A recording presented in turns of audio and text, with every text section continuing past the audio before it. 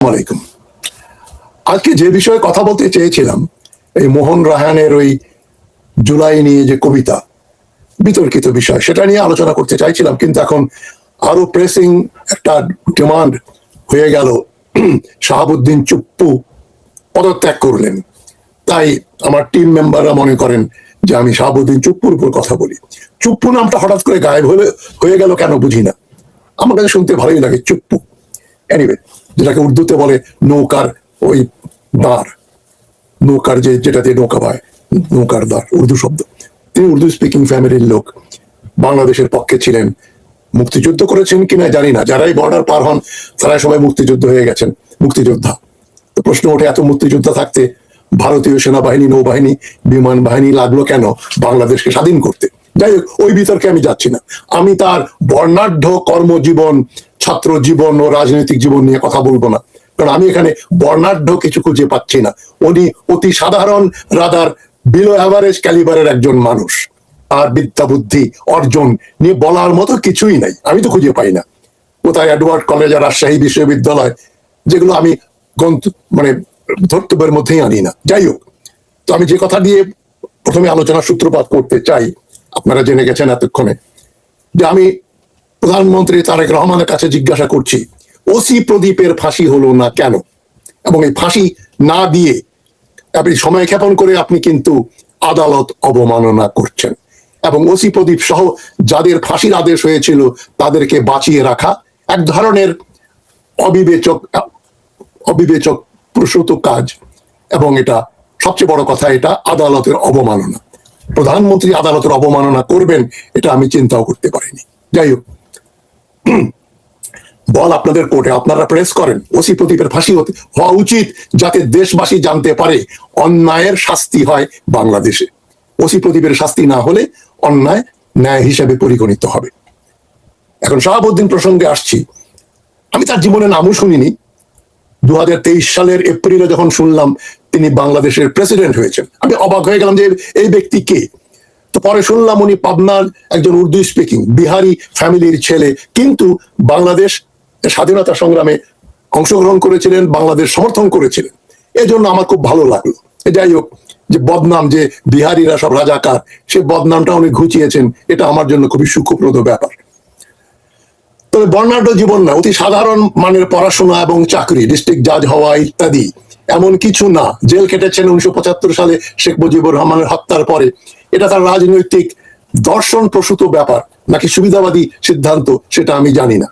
যে উনি এর ডিভিডেন্ড পেয়েছেন। এক সময় শেখ মুজিবুর রহমানের হত্যাকাণ্ডে বিরোধিতা করলে শেখ হাসিনার সুনজরে আসা যায়। আমি বলবো এটা এক ধরনের পলিটিক্যাল স্টান্টবাজি। কোনো আদর্শ, আওয়ামী লীগের তো কোনো আদর্শ নেই। ওই একই লোক আওয়ামী লীগ, বিএনপি জামাতে যায়, বিএনপিতে যায়, দল ত্যাগ করে। সুতরাং আওয়ামী লীগ কোনো আদর্শ ভিত্তিক দল না। শেখ মুজিবুর রহমানের কোনো আদর্শ ছিল না, ফিলসফি ছিল না। সুতরাং তাকে অনুসরণ করে তিনি এই শাহাবুদ্দিন চুপ্পু একজন মহান ব্যক্তি হয়ে গেলেন, এটা বিশ্বাস করার কোনো কারণ নেই। তবে আমি এখানে তার জীবনী কি করেছেন, ওই ঘটনাগুলো আপনারা এখন খবরের কাগজে দেখছেন। কে প্রেসিডেন্ট হলেন 3 মাসের জন্য, এখন আমাদের মেজর হাফিজউদ্দিন এখন অ্যাক্টিং প্রেসিডেন্ট, ভালো কথা। কিন্তু শাহাবুদ্দিন চুপ্পুর প্রেসিডেন্ট হওয়াটা যেমন অনভিপ্রেত ছিল, তার প্রথম প্রেস কনফারেন্স প্রেসিডেন্ট হওয়ার পরে শাহাবুদ্দিন চুপ্পু যা বলেছিলেন তাতে আমার আক্কেল গুরুম বা চক্ষু চড়ক গাছে উঠেছিল। তিনি বলেছিলেন ক্যামেরার সামনে যে আমি রোজ শেখ হাসিনাকে কদমবুচি করতাম, এখন প্রেসিডেন্ট হওয়ার পরে আর আমি তাকে কদমবুচি করতে পারবো না। এটাই আমার জীবনের সবচাইতে বড় দুঃখের ব্যাপার। আমি রাষ্ট্রপতি হয়েছি, প্রেসিডেন্ট হয়েছি, কিন্তু আমার এই দুঃখটা ভিতরে রয়ে গেল যে আমি আর শেখ হাসিনাকে পা ছুঁয়ে সালাম করতে পারবো না। যে জন্য আমি তাকে বিভিন্ন টক শোতে বলেছি কদমবুচি চুপ্পু। শেখ হাসিনার পায়ে হাত দেওয়ার মতো যার মনোবৃত্তি, সে আর যাই হোক কোনো সম্মানীয় ব্যক্তিত্ব তার ছিল না, এটা বলার অপেক্ষা রাখে না। একজন সাধারণ, অতি সাধারণ, অশিক্ষিত একজন বর্বর, একজন মানে মানে যার সুবিধাবাদী, যাকে বলবেন দেখলে মনে হবে একটা টাউট, যে সব সস্তা জিনিসপত্র বিক্রি করে, বা যাকে ইংরেজিতে বলে পিম্প। পিম্প, আপনারা বাংলা শব্দটা প্রতিশব্দটা জানেন। এই পিম্পের মতো আচরণ। আমি হাসিনার পা ছুঁয়ে সালাম করি, উনি কত মহান।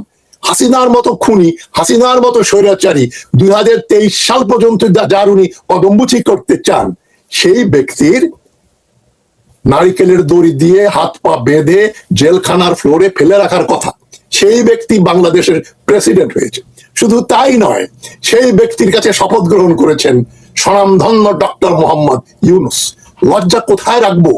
এত লজ্জা আমার মাথার উপরে দিলে তো আমি ডুবে যাবো, এত বোঝা বইতে পারবো না। বাংলাদেশ কি করে বয়? এত লজ্জা, এত গ্লানি, এই ধরনের ক্যারিকেচার, এই ধরনের সার্কাস বাংলাদেশিরা দেখে যাচ্ছে সেই 1972 সাল থেকে। যেটা হওয়া উচিত না সেটা হচ্ছে, এবং সেটা লোকে চেপে যাচ্ছে বেমালুম। আমি সত্যটা চেপে যাই না, আমি সত্য কথাটা বলে ফেলি, এটা একটা ব্যাপার।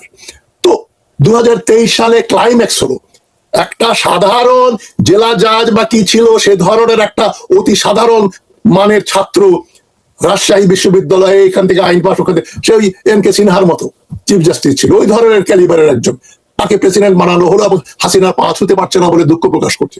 ঠিক। এবং তবে আমি চুপ্পুকে দোষ দিই না, সারা জাতি, সমগ্র দেশ এই জন্য দায়ী।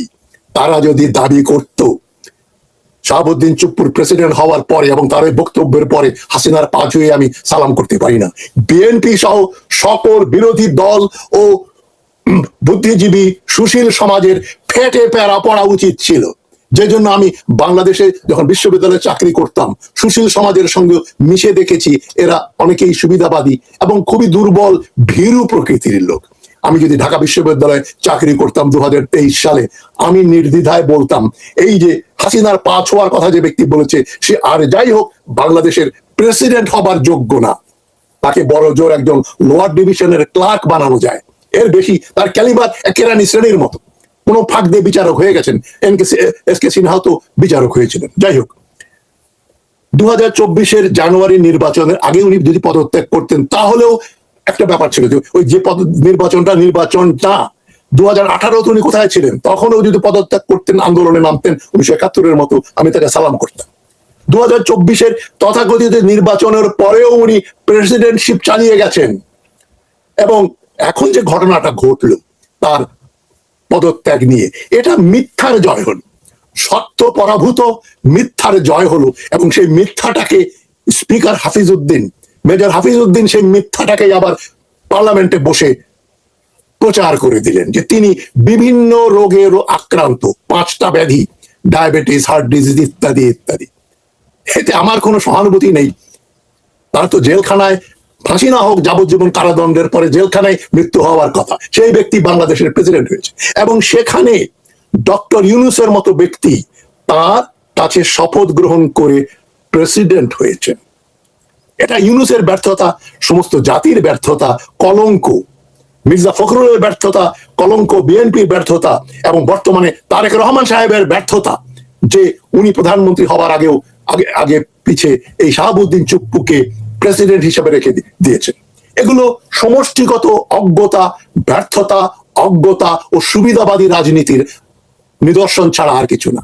আমি বহুবার বলেছি, আপনাদের মনে আছে, আমার পুরোনো ভিডিও চ্যানেলেও বলেছি, আমি ডক্টর ইউনূস হতে পারতেন নেপোলিয়ন।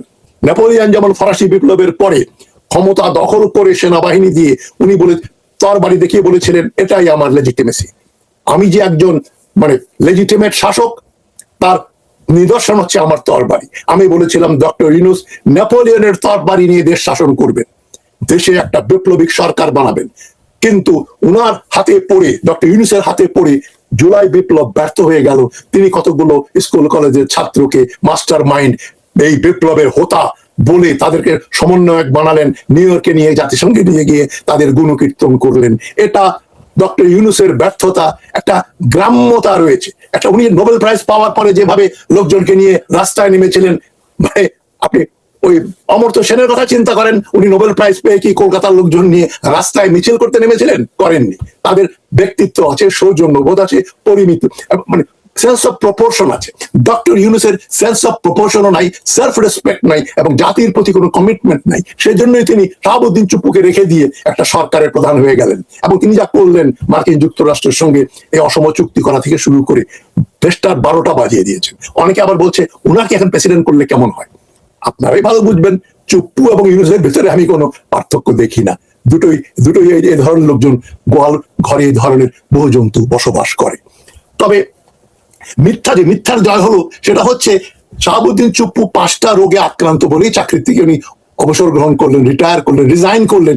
এটা সর্বৈব মিথ্যা কথা, এর চেয়ে বড় মিথ্যা কথা হতে পারে না। তিনি লন্ডনে নাকি গিয়ে, যেটা গুজব না খবর, সরকার ভালো জানবে, তিনি দিল্লি ভারতে শেখ হাসিনার সঙ্গে উনি টেলিফোনে কথা বলেছেন। এটাই তার অপরাধ। এটা অপরাধ হবে কেন?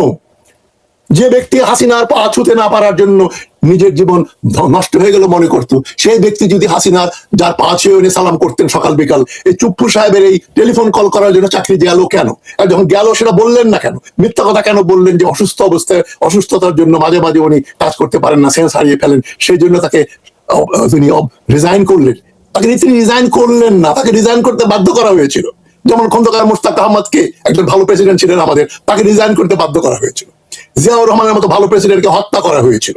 আর জাস্টিস সাত্তারের মতো ভালো একজন প্রেসিডেন্ট, তাকে এরশাদ পদত্যাগ করতে বাধ্য করেছিল। এরশাদকেও বাংলাদেশের প্রেসিডেন্ট বলা হচ্ছে। কালো কালি দিয়ে ওই 82 থেকে 90 সালটা ঢেকে দেওয়া উচিত ছিল। বিবেকবান বাংলাদেশি যারা মুক্তিযুদ্ধের কথায় কথায় মূর্ছা যায়, তারা যদি মনে করে এরশাদও বাংলাদেশের প্রেসিডেন্ট, তাহলে শাহাবুদ্দিন চুপ্পু অবশ্যই বাংলাদেশের প্রেসিডেন্ট। মির্জা ফখরুল ইসলাম বললেন ওকে সরালে, চুপ্পুকে সরালে একটা নাকি সাংবিধানিক সংকট হবে, হাসবো না কাঁদবো।